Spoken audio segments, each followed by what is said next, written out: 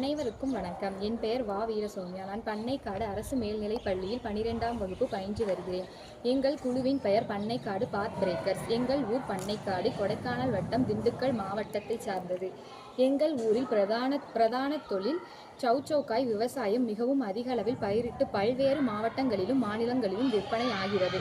அண்மை காலமாக சௌச்சௌ விவசாயத்தில் சௌச்சௌ காய்களை சேதப்படுத்தி விளைச்சலையும் விற்பனைகளையும் பாதிக்கும் வகையில் பாரக்டோசிரா இனத்தை சேர்ந்த பூச்சிகள் மிகவும் துன்பத்தை ஏற்படுத்தி வருகின்றன.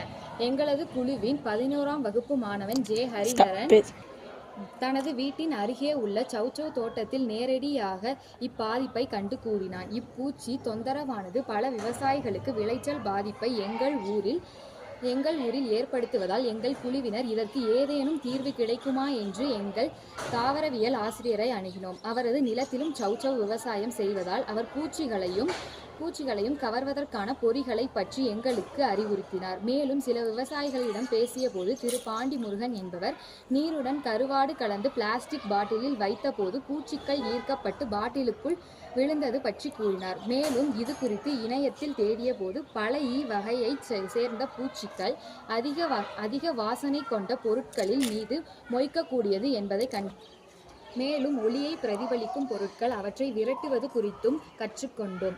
பொதுவான பூச்சிகளை ஈர்க்கும் பொறிகளில் இருந்து வித்தியாசமான முறையில் பொறி ஒன்றை உருவாக்க குழுவினரிடம் கலந்து ஆலோசித்தோம். குழுவின் விவாதத்தில் 2 வழிகளில் பூச்சிகளை ஈர்ப்பதற்கும் ஒரு வழிமுறையில் பூச்சிகளை விரட்டுவதற்கும் முடிவு செய்தோம். அதிக வாசனையை வெளிப்படுத்தும் பொறி, புரத உணவு கொண்ட பொறி, அலுமினிய தாள்களை கொண்ட விரட்டும் பொறி போன்றவற்றை உருவாக்க முடிவு செய்தோம்.